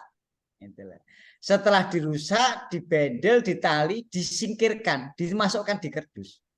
Ini yang sering tidak terjadi perdebatan. Ada beberapa catatan menarik itu ketika kemudian surat suara sisa itu ditulis katakanlah 50 gitu ya. Tahu-tahu setelah dibongkar, lu kok tinggal 10, 15, sisanya kemana ini? Sisanya itu. Ternyata dokumennya juga sudah berubah.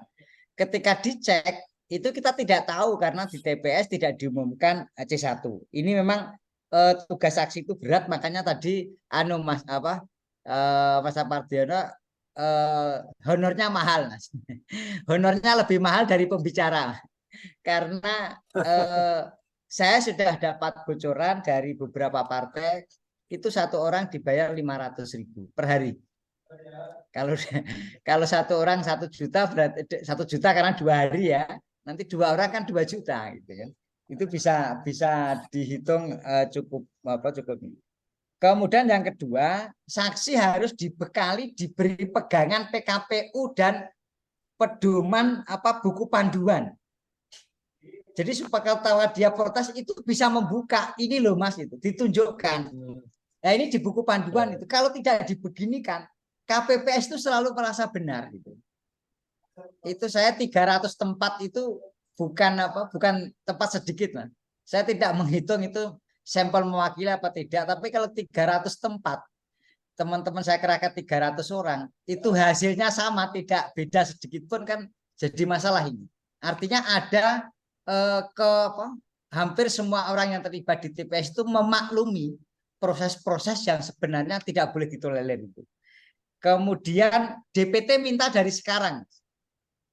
Saya sudah sampaikan itu. Saya sebagai salah satu yang ikut bertempur nanti di 2024, itu jumlah di daftar pemilih itu sudah saya miliki gitu.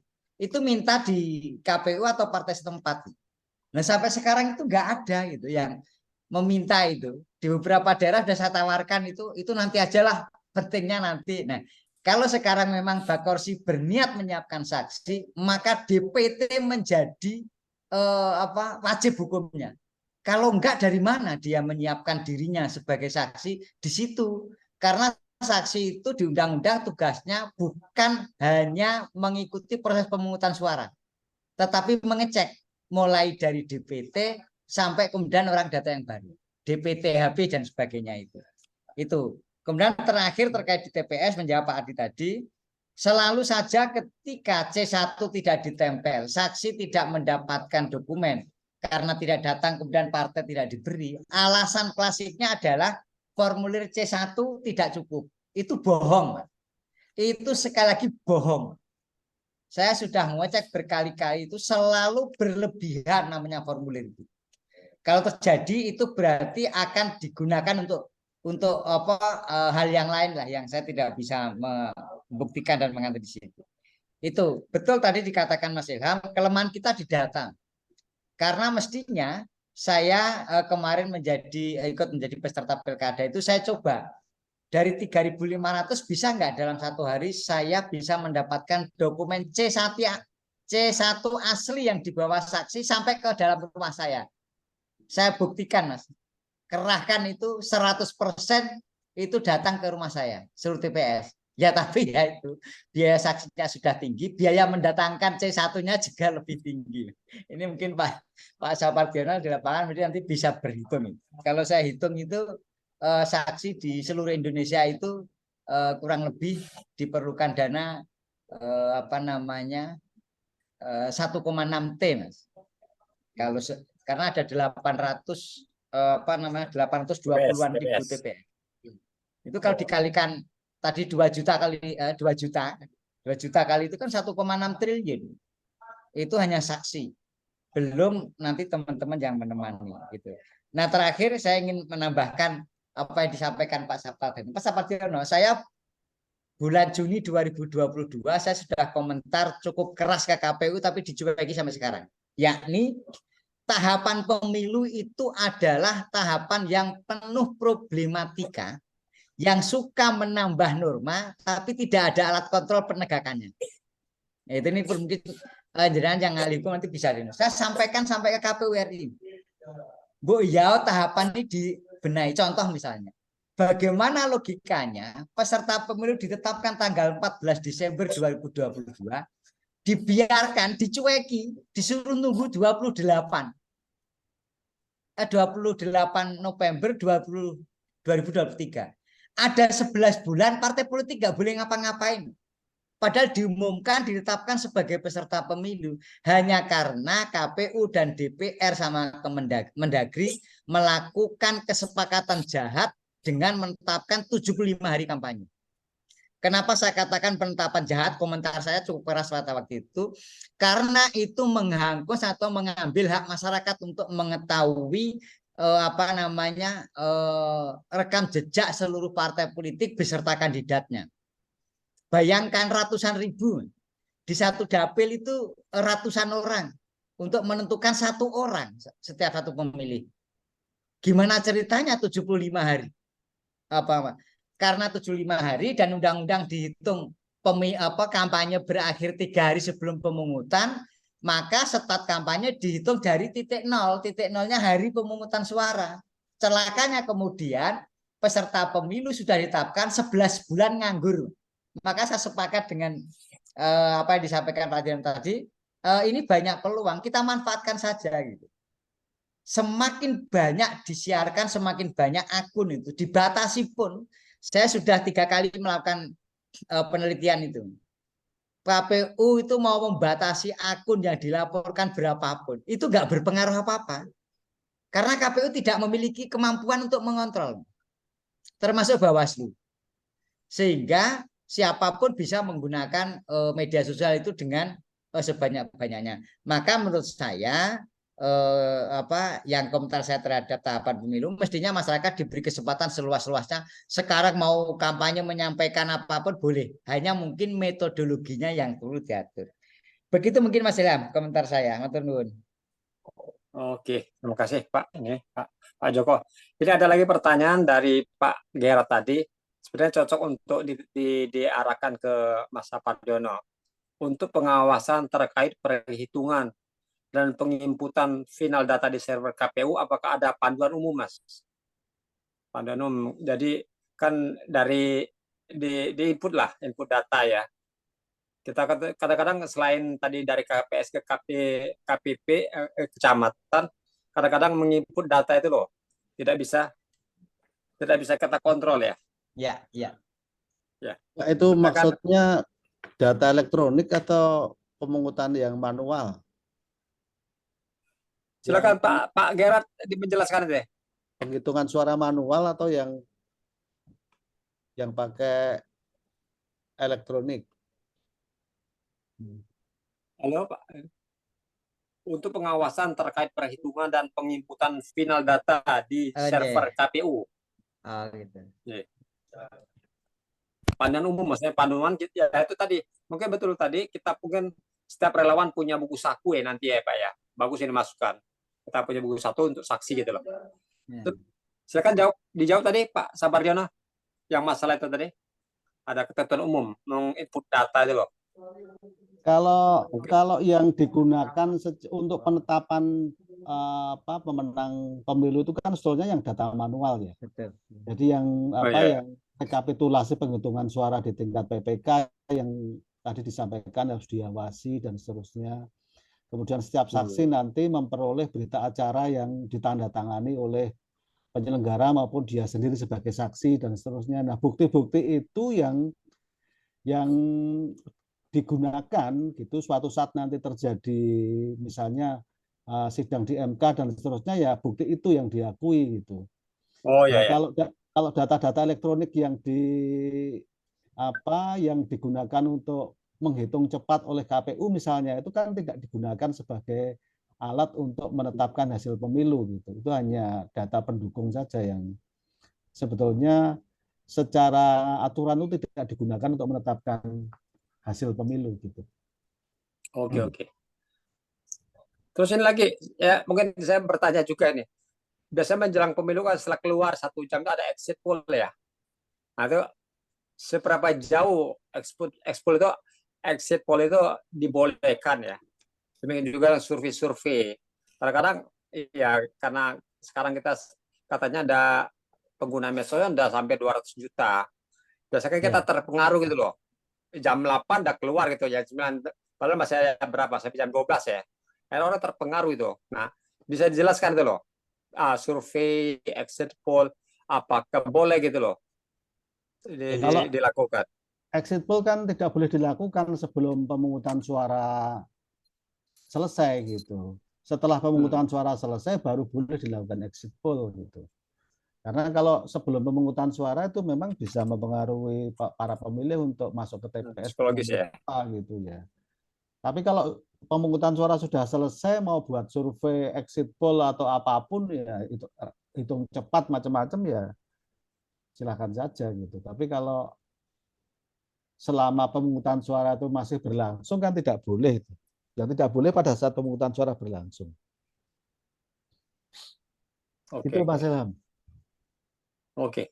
Apakah Pak Purnomo bisa ini menambahkan? Oke, saya tambahi sedikit terkait dengan server KPU. Jadi seperti disampaikan Pak Sapardiono tadi, memang itu tidak digunakan menjadi tidak digunakan oleh KPU untuk penetapan karena yang dipakai itu yang berjalan. Celakanya gitu. Habis pengumuman habis pemungutan maksudnya, masyarakat itu rame-rame berdebat data KPU yang di server itu gitu.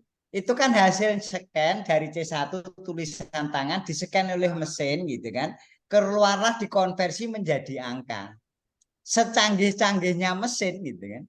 Membaca angka 101 itu tulisan tangan itu bisa berbeda-beda munculnya. Ada yang tetap 101, ada yang terbalik menjadi 110 terbolak-balik gitu. Dan itu yang diperdebatkan kemarin pada waktu 2019 dipakai data sampai berdebat di MK gitu kan. Saya itu bingung dan ketawa. Ini yang diperdebatkan itu sesuatu yang tidak pernah dipakai oleh KPU untuk menetapkan. Itu yang pertama. Itu yang penting. Dan yang kedua tadi sekali lagi untuk menghindari itu karena akan membangun opini ya. Dengan melihat cerita di TV kemudian hitung cepat dan sebagainya itu membangun opini itu sehingga masyarakat itu kemudian ternyata hasilnya sudah kelihatan gitu. Oleh karena itu sekali lagi saksi tadi yang meskipun harganya mahal harus ada orang yang menjadi teman dan menemani minimal sampai PPK. Kalau kabupaten kota kan kita ngerahkan sekian orang oke lah dibayar berapapun tim suksesnya duduk itu aman ini. Tapi kalau dari TPS sampai PPK nggak ada yang menemani, seyakin-yakinnya polisi satu bisa mengintimidasi 100 orang di kecamatan. Ini penting. Saya kira perlu disampaikan ini. Saya sudah sampaikan ini ke teman-teman tim 8 dan sebagainya di Jakarta. Berkali-kali saya sampaikan. Bahkan sudah saya kirim tulisan desain untuk didesakkan KPU, hati-hatilah saya bilang. Kalau tidak, kita harus rame-rame nongkrong di TPS. Dengan catatan tadi, siapa kira-kira yang bertahan 2 hari 2 malam nongkrong di TPS? Nah, 1 hari 1 malam saja kemarin pada meninggal dunia dipakai alasan. Padahal meninggal dunianya kan ID sudah mengeluarkan resmi bukan karena kecapean. Tidak ada orang kecapean. Loh saya itu lembur di KPU itu 10 hari 10 malam nonstop. Itu nggak ada istilah kecapean. Karena tetap ada saat tertentu di antara kita karena banyak orang bisa tidur kok. Bisa istirahat. Di KPPS juga begitu gitu loh. Nah, makanya sekali lagi ini teman Mbak Korsi ini harus siapkan betul nih terkait ini. Jadi sekali lagi data hitung cepat server dari KPU itu tidak dipakai seperti tadi sampaikan Pak Sapardiono. Makanya seluruh teman-teman relawan jangan pernah terpengaruh, mata telinga terpengaruh itu. Habis dari TPS lari ke rumah lihat TV gitu kan. Wah, begitu TPS-nya dilepas bablas. Akhirnya opini yang dibangun muncullah data-data yang membenarkan opini itu gitu. Jenengan ceklah di server KPU tidak ada hitungan 100% di TPS. Jenengan cek sampai sekarang. Saya godoli, saya screenshot setiap saat pergerakan servernya KPU. Nggak ada yang TPS 100%. Gitu loh. Bisa dicek sampai hari ini. Gitu loh. Oleh karena itu, ini harus ditekankan ke saksi. Maaf, saya agak sedikit keras untuk memberikan efek. Ya. Memberikan efek kepada teman-teman yang menyiapkan saksi. Saya juga menyiapkan untuk diri saya sendiri aja bingung sampai sekarang. Begitu Mas Ilham. Oke, ya terima kasih. Itu Prof. Indra Bastian silakan kalau mau bertanya. Udah resen. Langsung saja. Halo, Prof. Indra. Saya lagi Mas Ilham. Oh, silakan Mbak Titi, mangga. Mas Itu Sapardiono ya. Tadi disebutkan agak kurang jelas, Mbak. Bisa diulang. Halo? disebutkan oleh Bilang ya suaranya, Mbak. Bilang. Ah, Jadi jelas, ya. Jadi disebutkan oleh Mas Sapardiono itu pemasangan kampanye di media-media itu boleh ya. Nah, saya kan caleg DPR RI dapil DIY ini. Saya udah masang di di Gunung Kidul tuh 23 baliho. Itu nggak apa-apa ya, Mas Sapardiono ya. Di kota 6 di DIY. Nggak masalah nih. Mas Saya Sapardiono. Masa kampanye ya? pasang di pasar sama alun-alun Blora aja nggak ada yang berani turunkan. Nggak masalah ya Pak. Tapi gambarnya Mas Anies sendiri. Kalau Nggak ada ini yang saya- berani nurunkan itu. Kalau ini Betul saya ya, di Pak Jokowi. Gunung Kalau gambarnya itu diatur Bu di peraturan KPU yang baru Bu, itu diatur. Jadi kalau gambarnya pasangan calon presiden itu malah tidak apa-apa karena kan beliau belum ditetapkan sebagai peserta pemilu gitu. Itu malah nggak apa-apa, asal jangan ditulisi partainya. Yang penting ditulisi relawan malah nggak masalah karena beliau kan belum ditetapkan sebagai peserta pemilu. Nah, kalau yang sudah ditetapkan sebagai peserta pemilu itu berdasarkan peraturan KPU yang baru malah tidak boleh saat ini. Gitu. Karena misalnya partai politik kan sudah ditetapkan sebagai peserta pemilu sekarang. Nah, itu malah tidak boleh Ibu sekarang malah dengan keluarnya peraturan KPU yang baru ini, itu malah nggak boleh. Karena kalau partai politik sudah ditetapkan sebagai peserta pemilu. Seperti itu, Ibu. kalau Belum disosialisasikan, Mbak. Kalau gambarnya Pak Anies Belum malah boleh. bersosialisasi dengan baik. Karena belum sebagai... kalau di baliho saya tuh saya tulisin baca lek sama baca pres nggak apa-apa itu Pak. Yang ditetapkan sebagai peserta pemilu kan bukan orang per orang ya. Karena kalau partai politik yang ditetapkan itu kan partai politik gitu ya. Partai politiknya sudah ditetapkan sebagai peserta pemilu sehingga berdasarkan peraturan KPU yang baru saja terbit itu tidak diperbolehkan itu Ibu. Tapi saya lihat sudah bertebaran itu Pak, yang ada PAN, ada PKB, ada PKS. Ya saya ikut-ikutan aja lah. Ini malah yang dari Gunung Kidul sudah minta lagi. Sudah Kalau caleg boleh ya, Mbak? Ya, Pak Sapardiono kalau caleg, yang nggak boleh partai, Mbak. Partainya. Ya, kalau caleg boleh ya. baca lek sama baca pres itu kan ada simbol logo ya partai gitu loh. Ya pasti kan kalau caleg kan pasti ada simbol partainya kan. Oh ya. Nah simbol partainya itu yang kemudian dilarang. Tapi itu baru ya Pak, peraturan baru ya? Ya baru, belum lama terbitnya itu. Ya udahlah, mudah-mudahan nggak bermasalah. Ya mungkin Bawaslu gini Bu, ini dimanfaatkan saja karena Bawaslunya kan sedang proses pergantian tuh ini Bu. Jadi saya mau menyampaikan itu seperti Pak Sapardiono. Jadi mereka baru memikirkan nasibnya masing-masing. Sekarang Bawaslu itu mengatakan lucu lah, itu dilepas kok ya. Satu dilepas, satu tidak. Kenapa? Karena satunya bayar pajak Pak, belum selesai bayar pajaknya. Itu masih ada waktu seminggu, yang satu nggak bayar pajak makanya dicabut katanya. Pokoknya lucu-lucu lah itu.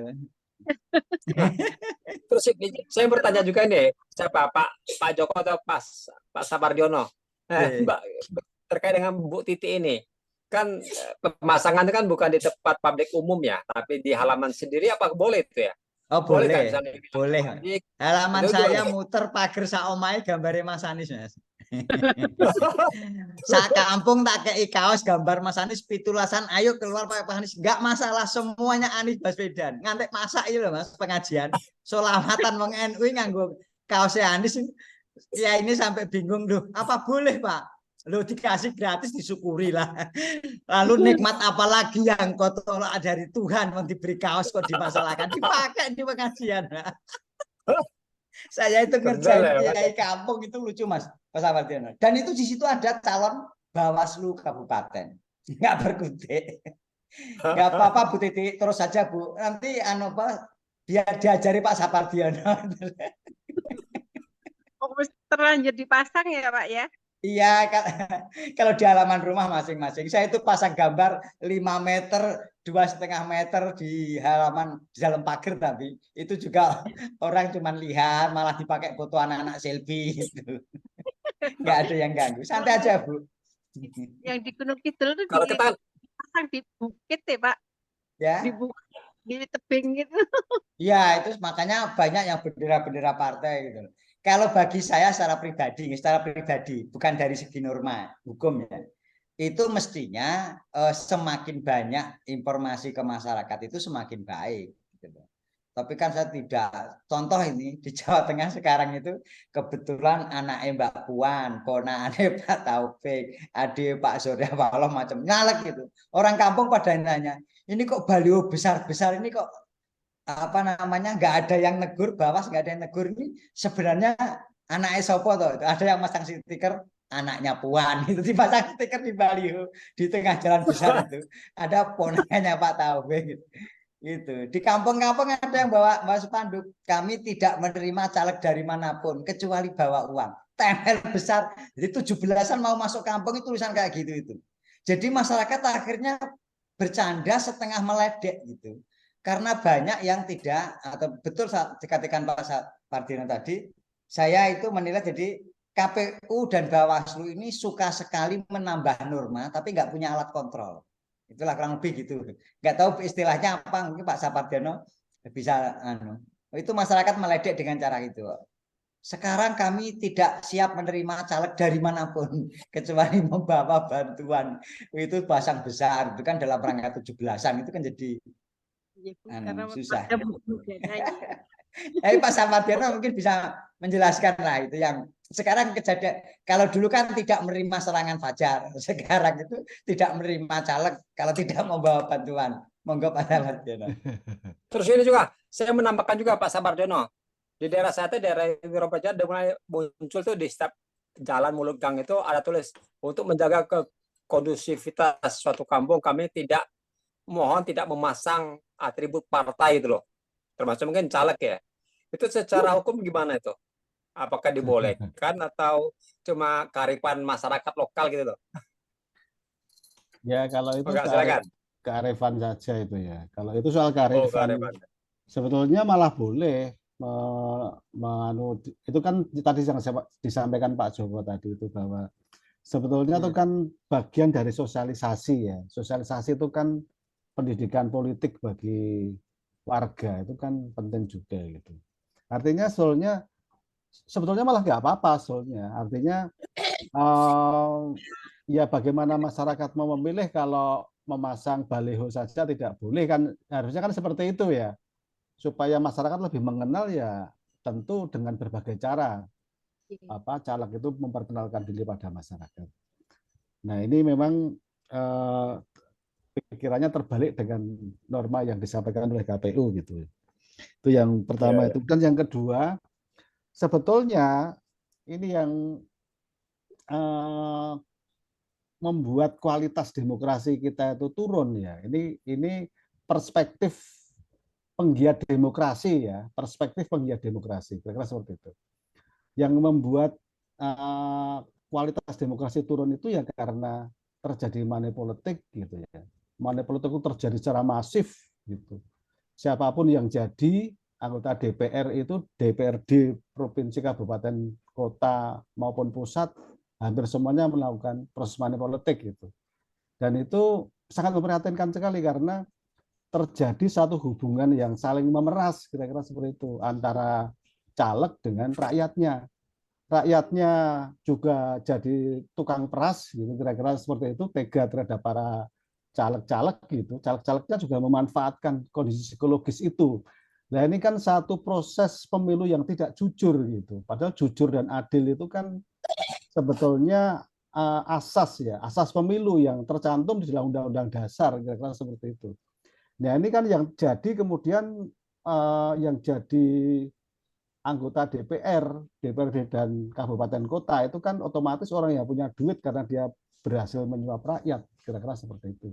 Yang ini membuat kualitas demokrasi kita tuh menurun gitu. Nah yang sebetulnya yang saya tidak mengerti gitu ya, sebegitu banyak proses itu terjadi secara masif, tapi sangat sedikit kasus itu yang berhasil atau diangkat oleh Bawaslu. Proses Sangat ya. sedikit gitu. Sangat sedikit sekali. Nah, duit yang begitu banyak, begitu besar dari pusat sampai ke daerah, sampai tingkat TPS dikeluarkan untuk Bawaslu itu terus outputnya apa? Ini yang menjadi pertanyaan mendasar saya gitu. Nah, wong tugas utamanya saja tidak berhasil dikerjakan. Ini yang menjadi keprihatinan. Ini perspektif, sekali lagi ini perspektif penggiat demokrasi gitu ya. Ini bukan perspektif relawan ya. Kalau relawan ini beda lagi perspektifnya ya. Makanya ini saya agak bingung ini ngomongnya ini kira-kira seperti apa. Tapi sama pokoknya sama itu. Seperti itu gitu. Begitu Mas Ilham. Yang saya pikir tadinya teman-teman relawan itu memasang baliho tuh di halaman rumahnya masing-masing atau di tembok masing-masing. Tapi ternyata saya lihat itu ada di perempatan jalan gitu kan. Saya tegur loh, kok dipasangnya di situ? Terus mereka bilang aman Bu Titik, ini udah izin Pak RT, Pak RW, terus yang masang pemuda gitu. Ya sudah, berarti kalau mereka yang ikut menanggung risiko. Saya nambah sedikit Mas Ilham. Silakan Pak Joko. Jadi ada ini saya cerita supaya nanti sebagai gambaran saja bagi Bapak Ibu sekalian. Saya jalan-jalan ke lereng Gunung Tidar, tinggi sekali dan jauh dari kota Magelang. Saya ke sana, pas ada adzan maghrib, saya belok ke masjid, cukup besar itu, dan jamaah itu masjid itu penuh, gitu kan, relatif penuh lah gitu, dibandingkan masjid di kampung saya. Saya lupa melepas jaket dengan tulisan untuk Indonesia, Anies Baswedan. Begitu selesai sholat saya itu doa duluan karena apa? Terus saya jamak karena saya perjalanan jauh. Mau keluar itu ditahan sama imamnya. Sebentar Pak, ditunggu sebentar biar teman-teman yang lain ikut kumpul. Saya awalnya khawatir apa yang terjadi. Minta foto bersama di masjid dan minta kaos gambarnya Mas Anies. Akhirnya foto di masjid itu semua. Akhirnya apa yang terjadi? Karena saya bawa stiker, setiap rumah saya tempeli stikernya Mas Anies. Nah, jadi pertanyaan itu kan kemudian, wah ini pelanggaran nih di masjid nih kalau foto itu beredar. Lah gimana ketemunya di masjid gitu kan. Itu misalnya itu juga problematika gitu kan. Dan yang kedua misalnya seperti di Blora. Saya coba pasang di Pasar Cepu sama alun-alun. Sampai sekarang nggak ada yang berani itu menurunkan gambarnya Mas Anies. Gitu kan. Tapi kalau di Wonogiri sampean pasang di Solo Raya malam pasang nggak sampai pagi hilang. Gitu. Ditempel di tembok rumah aja dibeset gitu. Dibeset itu apa ya? Diambil lah gitu stiker itu. Tapi di beberapa tempat tidak. Saya kira benar apa yang disampaikan oleh Pak Sapardino tadi, bahwa situ sampai hari ini semakin bingung gitu kan. Semakin bingung bagaimana mengawasi. Karena dia tidak memiliki mekanisme penegakan hukum. Gitu loh. Begitu dideklarasikan, dia kan sudah deklarasi mengumumkan nggak apa-apa, tapi yang lain ada spanduk penolakan dibiarkan gitu kan. Ini kan jadi rumit. Makanya salah satu di podcast saya yang saya katakan keras ini otak rasis itu kan dalam rangka karena orang datang kok ditolak dengan spanduk itu. Saya pernah di tengah-tengah spanduk penolakan itu gelut Mas, tapi alhamdulillah nggak jadi gelut itu. Orang datang kok ditolak. Gitu. Saya kira itu tambahan di Jogja saya.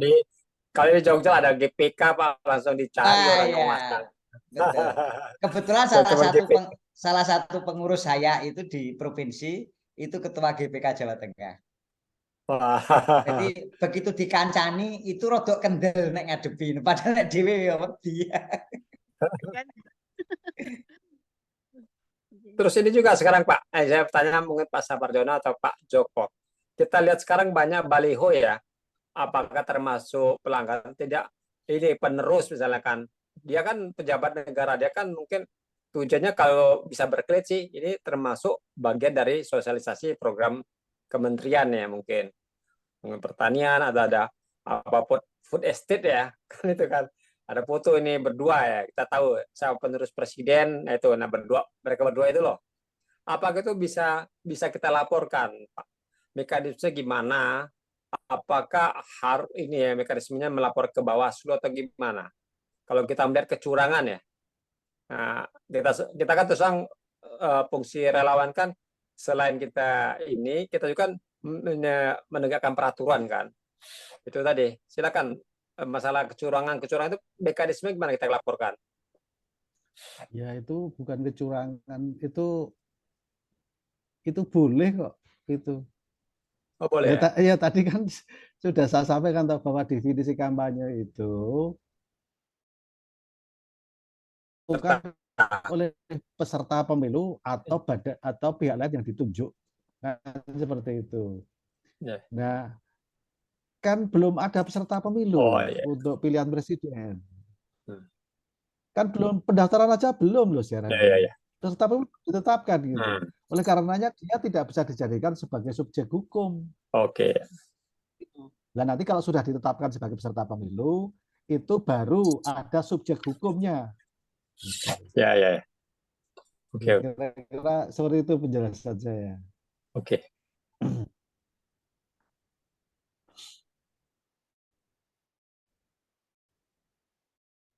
Silakan yang lain kalau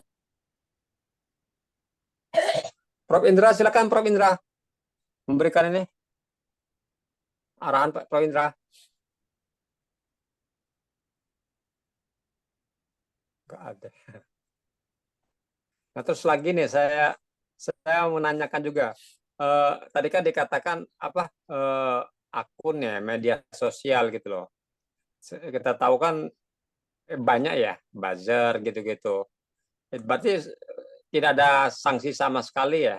Bahkan kebetulan Mas Pardiano kan dari punya background juga KPI ya Mas. Tentunya kan adanya juga kayak gitu kan ada ini mungkin berkoordinasi dengan Kominfo di take down ininya. Mungkin bisa dijelaskan Mas. Kalau KPI itu kan hanya mengawasi lembaga penyiaran. Jadi lembaga penyiaran itu meliputi radio dan televisi. Jadi hanya itu yang diawasi oleh KPI. Oh. Jadi KPI tidak mengawasi media sosial maupun media daring, itu tidak diawasi oleh KPI, itu bukan kewenangan KPI. Nah, selama ini siapa yang mengawasi gitu? Yang mengawasi itu Kementerian Kominfo gitu. Kominfo ya. Yang mengawasi secara langsung gitu. Dan Kementerian Kominfo sebenarnya juga sudah banyak memblokir berbagai macam situs, akun dan seterusnya gitu. Cuman problemnya kan sumber daya di Kominfo juga terbatas gitu. Itu yang tidak bisa dikontrol semuanya gitu. Jadi misalnya bulan ini memblokir 1.000 akun. Nah, yang tumbuh itu 2.000 akun gitu. Jadi diblokir 1.000 tumbuhnya 2.000, diblokir 1.000 tumbuhnya 2.000 lagi gitu. Jadi semakin banyak gitu. Jadi nggak bisa di ini apa namanya kewalahan gitu. Iya, gitu. iya. Undang-undang ITE kan juga banyak digunakan, tapi kan itu hanya terkait dengan pencemaran nama baik, terus isu sara, pornografi, kan hanya 3 hal itu yang banyak dipidanakan oleh berdasarkan undang-undang ITE gitu. Tapi kalau yang lain-lain itu kan tidak. Jadi gitu ya mekanismenya kalau di medsos kita kayak Meninfo ya, jika iya, itu ada mekanismenya. Ya. Tapi kan iya. Itu delik aduan ya. Misalnya kita kan sekarang kan kita sudah bisa kita mengadukan ya, karena delik aduan ya. Iya, betul. Harus Pak Anies sendiri yang mengadukan. Menurut saya kok nggak usah itu kan menambah kerjaan, menambah kerjaan, menambah pikiran. Legan golek momongan Mas. Ya, legan golek momongan itu.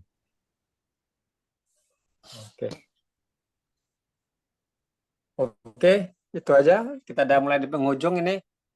Kalau mau ada yang satu, saya beri kesempatan lagi. Kalau tidak ada, kita tutup.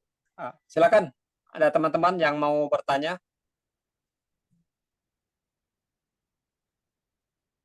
Atau Prof. Indra? Ini Prof. Indra dari tadi ini resen terus ini.